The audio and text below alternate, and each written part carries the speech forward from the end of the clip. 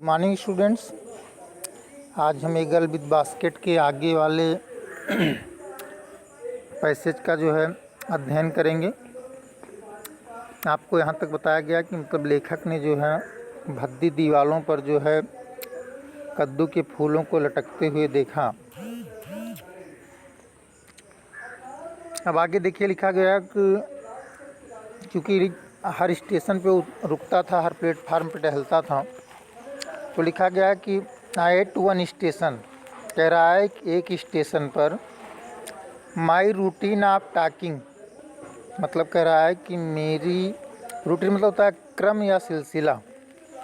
तो कह रहा है एट वन स्टेशन मतलब एक स्टेशन पर माई रूटीन ऑफ टॉकिंग, मतलब जो है रूटीन मतलब सिलसिला, टॉकिंग मतलब होगा बातचीत करने का, विद द पीपुल मतलब लोगों से, वाज इंटरप्टेड, इंटरप्टेड मतलब होगा बाधित हुआ। तो पूरे का अर्थ क्या हुआ कि एक स्टेशन पर मेरा लोगों से बातचीत करने का सिलसिला बाधित हुआ।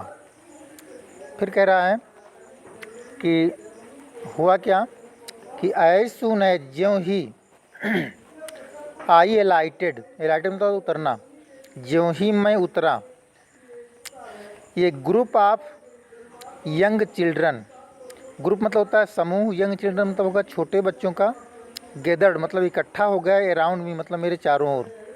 तो कह रहा है as soon as I lighted, ज्यों ही मैं उतरा, ये group of young children gathered around me. तो पूरे का अर्थ होगा कि ज्यों ही मैं उतरा, एक छोटे बच्चों का समूह मेरे चारों ओर इकट्ठा हो गया। और देखिए फिर आगे लिख रहा है कि बच्चे कौन थे। They were selling baskets, they were selling बेच रहे थे, बास्केट्स टोकरियाँ, वो टोकरियाँ बेच रहे थे। आगे देखिए डैश लगा के लिखा गया कि टोकरियाँ कैसी थी उसके बारे में।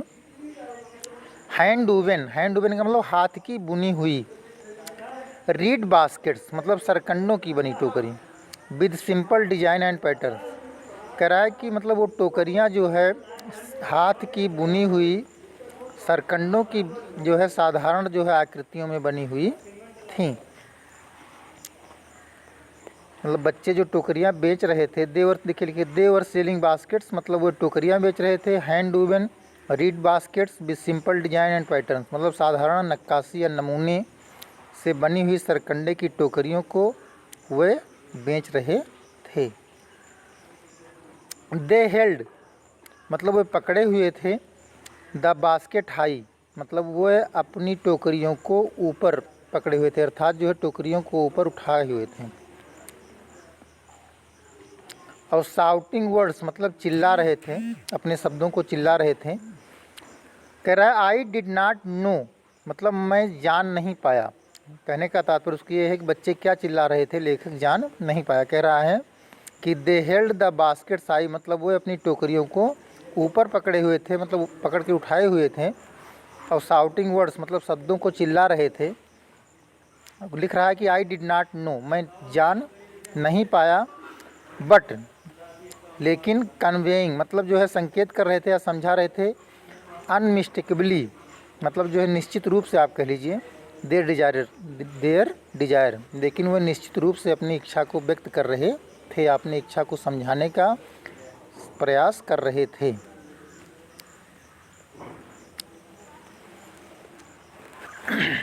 अब देखिए लेखक आगे पैसेज बता रहा है कि मतलब ये बच्चे थे कौन। तो कह रहा है कि दे वर रिफ्यूजी चिल्ड्रन मतलब वो शरणार्थी बच्चे थे। फिर आगे बता रहा है कि व्हेन पार्टीशन, पार्टीशन तो बंटवारा है, विभाजन, between India and Pakistan was decreed, decreed मतलब होता है घोषणा करना। कह रहा है कि जब भारत और पाकिस्तान के बीच विभाजन की घोषणा हुई तो hundreds of thousands of people मतलब सैकड़ों हजारों लोगों ने पुल्ड अप दे रूट्स अपने रास्तों को जो है मार्गों को बदल दिया। And changed there residences, residence मतलब होता है निवास स्थान, और फिर और अपने निवास स्थानों को बदल दिया। 9 मिलियन पीपुल मतलब 90 लाख लोग लेफ्ट पाकिस्तान, मतलब 90 लाख लोगों ने, लेफ्ट मतलब छोड़ दिया पाकिस्तान, मतलब 90 लाख लोगों ने पाकिस्तान छोड़ दिया। एंड केम टू इंडिया, और भारत आ गए। और क्यों आ गए? Driven by fear of religious fanaticism. देखिए, ड्राइवन बाई मतलब जो है चले आए या भगा दिए गए। और किसके कारण चले आए? बाई द फियर, फियर मतलब होता है डर, ऑफ रिलीजियस फैंटिसिज्म। रिलीजियस मीन्स क्या होता है? धार्मिक। फैंटिसिज्म मतलब होता है उन्माद या पागलपन। तो मतलब धार्मिक उन्माद या पागलपन के कारण जो है 90 लाख लोग पाकिस्तान छोड़कर भारत आ गए। देखिए आगे लिख रहा है कि दे वर पुअर पीपुल, मतलब वो एक गरीब लोग थे। टू स्टार्ट विद, मतलब जब वे वहाँ से चले, स्टार्ट मतलब होता है चलना, आरंभ करना भी होता है लेकिन होगा चलना। मतलब जब वे वहाँ से चले तो गरीब थे। और दे वर पुअर, देखिए पुअर का जो है कंपैरेटिव, दे वर पुअर मतलब वो और गरीब हो गए। As they began their long trek, मतलब जब उन्होंने अपना लंबा मार्ग तय करना आरंभ किया तो ये और गरीब हो गए। फार, क्योंकि आल दे कुड कैरी, क्योंकि जो कुछ भी वो ला सकते थे उनमें था क्या? Was a bit of food, मतलब थोड़ा सा भोजन। बिट ऑफ फूड का मतलब थोड़ा सा भोजन। एंड ए फ्यू बिलोंगिंग्स, और कुछ वस्तुएं या कुछ सामान।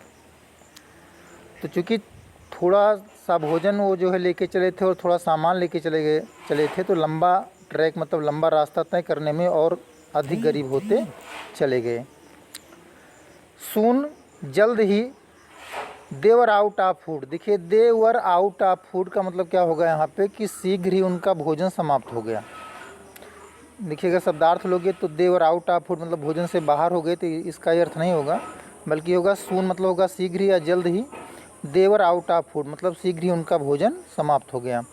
ये फ्यू डेज आफ्टर मतलब कुछ दिनों के बाद। दे स्टार्टेड मतलब वो चले, कह रहा है कि कुछ दिनों के बाद जब वो चले, भोजन समाप्त होने के बाद कह रहा है कि कुछ दिनों के बाद जब वो चले या कुछ दिन तक जब वो चले, तो they began to fall by the wayside. तो दे बिगान टू फॉल मतलब वो गिरने लगे, बाई द वे साइड मतलब रास्ते में। फ्राम, और किससे गिरने लगे रास्ते में? From the weakness of hunger. देखिए वीकनेस मीन्स क्या होता है? कमजोरी। हंगर मीन्स क्या होता है? भूख, मतलब भूख की कमजोरी के कारण या भूख की कमजोरी से वे रास्ते में गिरने लगे। एंड डाइड, और मर गए। वेयर दे फेल मतलब और जहाँ भी वे गिरे वहीं मर गए।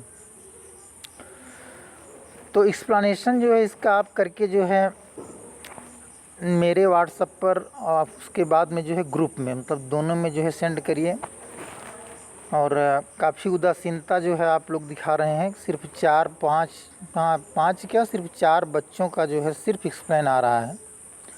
बाकी लोग इतनी पैसिविटी दिखा रहे हैं कि जो है पता नहीं क्या सोच के बैठे हुए हैं, हम समझ ही नहीं पा रहे हैं। बहरहाल सभी लोग जो है कोशिश करिए, जो है चाहे सही हो या गलत हो, लेकिन जो अपना वर्क तो करिए जो है कम से कम, क्योंकि परीक्षाएं आपकी फरवरी में ही होनी है। और गवर्नमेंट ये मान रही है कि आप पढ़ रहे हैं, ठीक है ना। ये ना सोचिएगा कि लॉकडाउन अभी है, स्कूल कॉलेज बंद है, तो गवर्नमेंट तो मान ही रही कि ऑनलाइन आप पढ़ रहे हैं, तो उस पढ़ाई का आप जो है एडवांटेज लीजिए जो है, ठीक है। अगर आपका उत्साह कम होगा, हमको लगेगा कि आपका उत्साह मतलब कम है, आप जो है पैसिविटी शो कर रहे हैं, उदासीनता बरत रहे हैं, तो थोड़ा सा उदासीनता जो है टीचर्स को भी आ जाती है। इसलिए जो है एक बार फिर से मैं कह रहा हूँ कि जो है आप लोग जो है ज़्यादा से ज़्यादा होमवर्क करके जो है ग्रुप में सेंड करिए, ठीक है।